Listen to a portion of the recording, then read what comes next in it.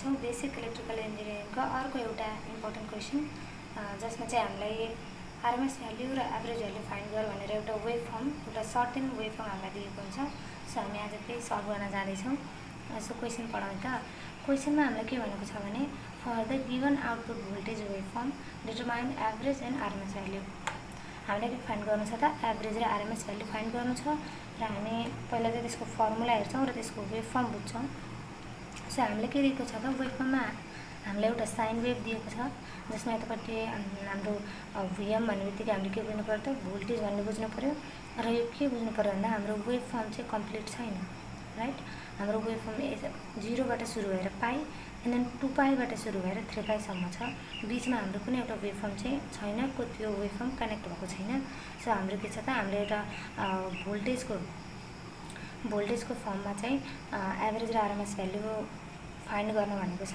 So यसको लागि हामीले चाहिँ दुईटा फर्मुलाहरू जान्नुपर्ने हुन्छ।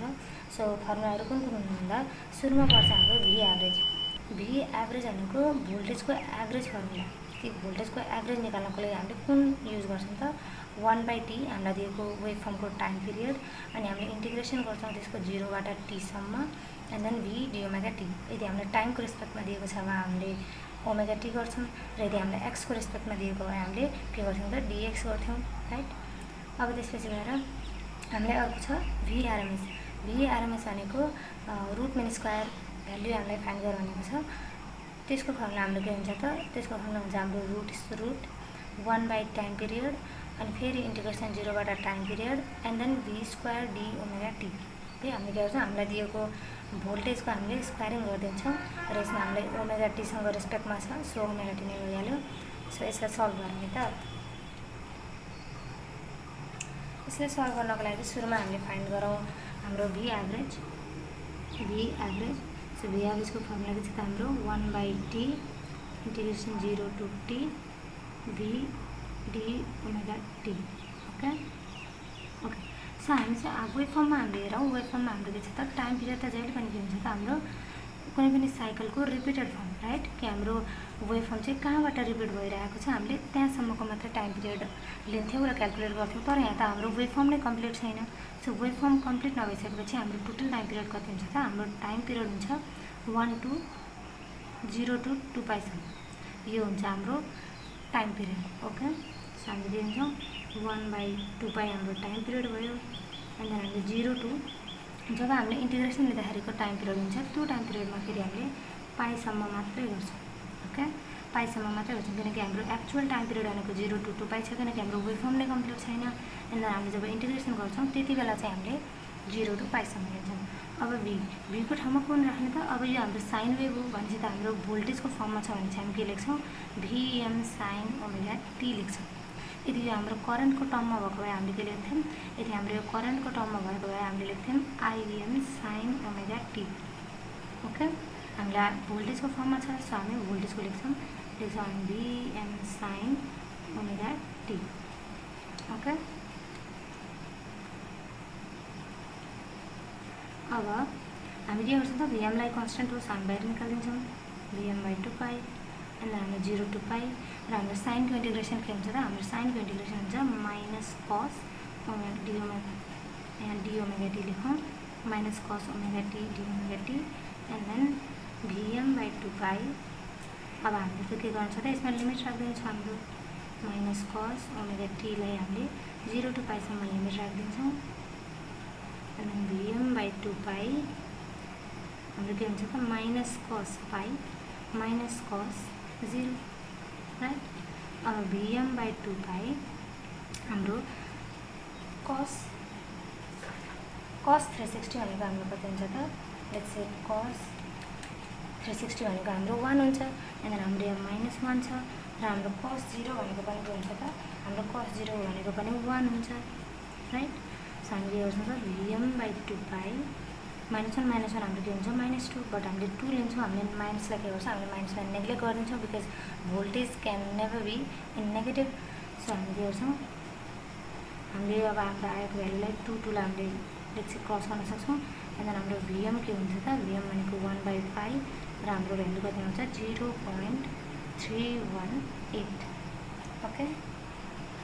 अब हामी फाइन्ड गरौँ VRMS. ओके, हामीसँग VRMS को फर्मुला के थियो त? हामीसँग VRMS को फर्मुला थियो √1 time period integration 0 to time period. हामीसँग के थियो v² d⍵t थियो.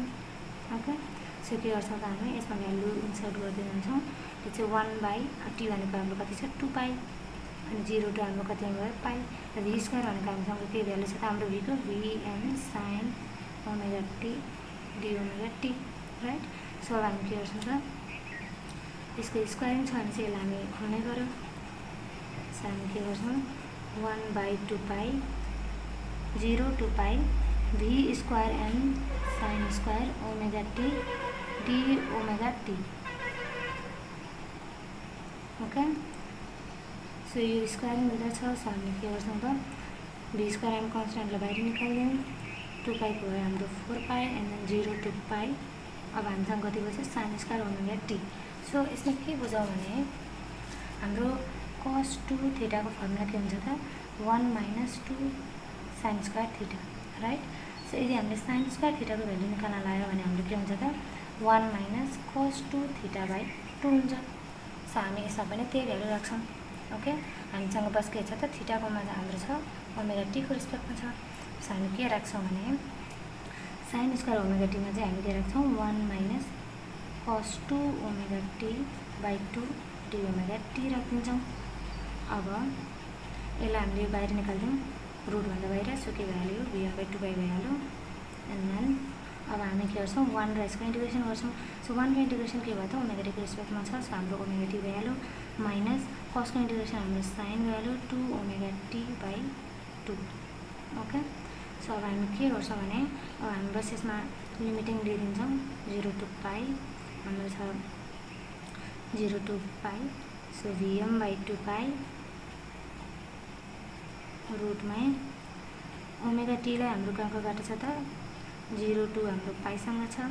साथसाथै हाम्रो sin ⍵t लाई के छ त हाम्रो sin ⍵t लाई चाहिँ sin 2⍵t/2 को पनि 0 to पाइसम्म छ. अब vm/2π ⍵t को के भयो त पाइ माइनस हामीले 0 लाई नेग्लेक्ट गरिदिउँ, 0 लाई नलेखौँ. एन्ड देन sin 2⍵t भनेको sin 2π/2 minus sin 2 × 0/2. Okay, so अब यसमा के हुन्छ भने हाम्रो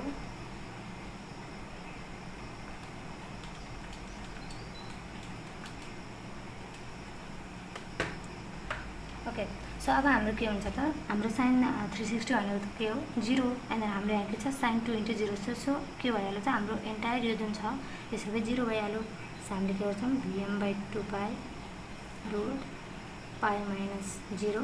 सो हामी के गर्छौँ vm/2π रुट π. सो यदि मैले पाइलाई क्यान्सल आउट गरिदियो भने के भयो त vm/2 हाम्रो यहाँ √1 बच्यो. एन्ड √1 के हुन्छ त हाम्रो 1 नै हुन्छ. So vm/2 × 1. सो vm = यदि हामीले 1/2 गऱ्यौँ भने हाम्रो भ्यालु कति आउँछ त हाम्रो भ्यालु आउँछ 0.5, right. Okay, so this is how we solve this problem. इन्जिनियरिङको हरेक इयरमा एकदमै सोधिरहने क्वेसन हो. यदि हजुरहरूलाई भिडियो मन पर्यो भने भिडियोलाई लाइक र सब्सक्राइब गर्न नभुल्नु होला. Thank you.